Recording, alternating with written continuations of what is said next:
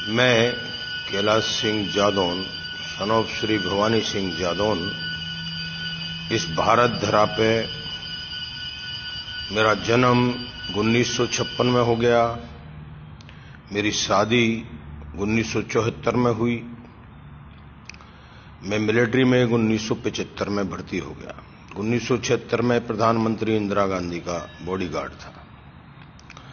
जयपुर खजानों को स्विट्जरलैंड भेजा गया। 18 बॉक्स 30 पेज की लिस्ट मेरे पास थी। मेरे वापस आते टाइम पे 14 संगातियों को पालम एयरपोर्ट पर शूट आउट कर दिया। पायलट ने साथ दिया। हम आगरा लैंड करके फरार हो गए। 1980 तक हमें खोजा गया। नहीं मिलने पर गांव में मृत सर्टिफिकेट जैसा पहुंचा दिया कि ये सैनिक जिंदा है या मरा है, देखते ही गोली मारेंगे, जिससे मेरे पिता की मौत हो गई। हमारे ससुर के द्वारा रुद्रमुली ब्रिगेडियर रणवीर सिंह को बताया गया कि कुंवर साहब के साथ ऐसा हुआ है, ये फरार हैं, इनको खोजा जा रहा है मिलिट्री के द्वारा, ये समर्पण करना चाहते हैं। तो उन्होंने कहा कि नहीं, हम छुपा करके बेज नंबर देंगे। जब इनके साथ इतना बड़ा हादसा हो गया तो हमें दूसरा बेज नंबर दिया आरटी पेरा का, और हम नासिक ट्रेनिंग करके आगरा में ज्वाइन किया। 1982 में हमारी गार्ड का जब ये पता चल गया कि ये सैनिक यहां पर है, तो हम पे पुनः आगरा रेड के लिए अम्नेशन गार्ड पर अटैक बोला गया।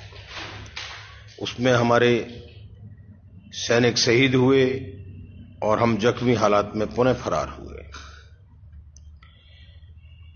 1984 में पीएम इंदिरा गांधी की मौत होने के बाद में 31/12/1984 को हमने मेजर धारीवाल के पास दिल्ली में समर्पण कर दिया। हमारे निर्दोष को उस मौत के बारे में समाचारों में पढ़ने को मिला, और हम तो 2 महीने के बाद में सरेंडर किए।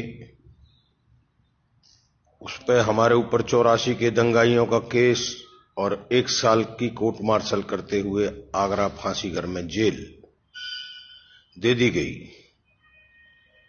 जेल काटने के बाद हमें अपना राज्य छोड़ के बाहर रहना है, ऐसा आदेश था 25 साल तक। 1985 में जेल काट के फांसी घर में 1976 में हम अपना गांव छोड़ के चले गए पुणे महाराष्ट्र, जहां पर 25 साल हमने रह करके मेहनत मजदूरी करके अपने बच्चों को पाला, और वहां के हम काफी बड़े व्यापारी बन गए। हमें ये मनी लैंडिंग का पता चला और हमारा अज्ञातवास भी पूरा होने को हुआ। हमने पिता की मौत और वो 14 सैनिकों की शहादत के लिए अपने को अर्पण कर दिया। 13